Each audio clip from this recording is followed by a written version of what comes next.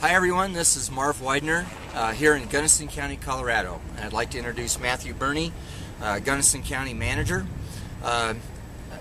Matthew, why don't you start by telling us a little bit about Gunnison County? Well, Gunnison County is in western Colorado. We're a resort community in the mountains. Our eastern boundary is the Continental Divide, so we are at high elevation. We've got a community of historically natural resource extraction and mining, though there's not much of that in the valley anymore, and we still have ranching and big driver for our local economy is the ski area and tourism. Very good. What can you tell us a little bit about Gunnison County, the government itself, the size, some of the things that are going on in Gunnison County, Colorado? Sure. We've got about 200 employees and around an $80 million budget, including the hospital and excluding some capital expenditures. And we've got an airport right over here, as you can tell. A very active airport. As you can tell. And so for the last 3.5 years or so, we've really structured the county organization and our activities around a strategic plan created by our Board of County Commissioners in early 2008. Matthew, if you could tell us a little bit more about the strategic plan, how you've implemented it, something about your Managing for Results initiative. Sure. So we started our Managing for Results initiative with a plan in mind to start with the Board of County Commissioners and have them set an overall direction for the county that included implementing Managing for Results and performance management, and really trying to put some management systems in place that hadn't been there.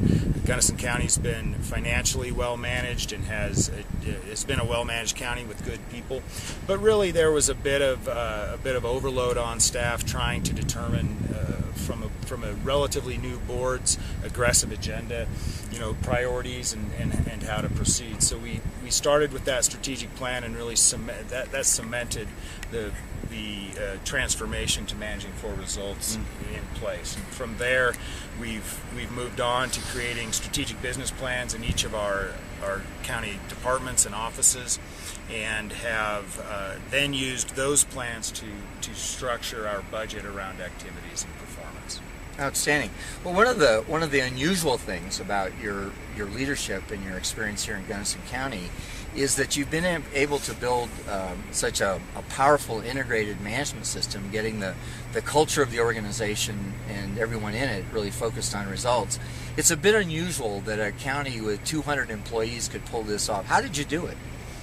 Well, I think the key component was getting the board's involvement and buy-off initially. They were able to understand the need and then support that, and they've supported that both through their willingness to plan and then really be held to that plan and to have that be the guiding document for the organization, and not to shift from priority to priority as new issues come up, which is very difficult at the local level, especially in a small local government. So the commitment and support of the board was very important. Another thing that was very important for us here, because of limited capacity internally to do this kind of work, was finding the right partner, and Widener has really worked with us to do that, and your willingness really to create different approaches and models to fit an organization our size has been crucial. Obviously, the first question I asked you, I believe, was, these are all nice examples of these very large jurisdictions. Right. How do you translate this? And really, we've worked on that together, and that's been a really important piece, I think, of our successful implementation. And the other thing is I think really the quality of our leadership and our staff generally here. It's a very well educated community. It's a very active and engaged community, and that translates into our employees, and they've got a lot of pride in their work and in the services they deliver and their role in the community. And so I think the folks' ability to tie what we're doing with Managing for Results to even better performance and better service to the community has really motivated a lot of folks to really buy into it. Terrific. Well, we're standing in front of really a banner for one of the really major goals that was in the strategic plan. I'm going to step over here, Matthew, beside you. Tell us a little bit about this project, if you will. Well, this is the site for our new law enforcement center, which will include a county jail as well as the sheriff's office and emergency operations center for the county. This has been an identified need for the county for over 20 years, over 25 years in fact. Along with this project, we're building at the same time and managing them as one project is a new public works facility, which is, believe it or not, been needed in the community for even longer, nearly 30 years.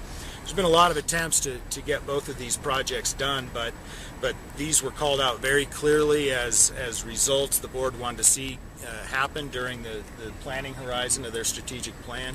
Both projects are underway now without an increase in taxes, which was a component of the board's plan as well, and both will be completed ahead of schedule from what was identified in the plan. Terrific, Matthew. Just one last question. What's next? Well, we'll see. These are for us really. I think the evolution of managing for results for us is further refinement, I think, of the strategic plans that folks have created, using the data that they've begun to gather even more, and really just continuing to drive the message and practice of managing for results further into the organization, and ultimately to continue to refine it. So whatever priorities and goals our board sets or put in front of the staff, we've got good management systems in place to achieve those goals. Terrific. Thanks a lot, Matthew. You bet. It's always a pleasure.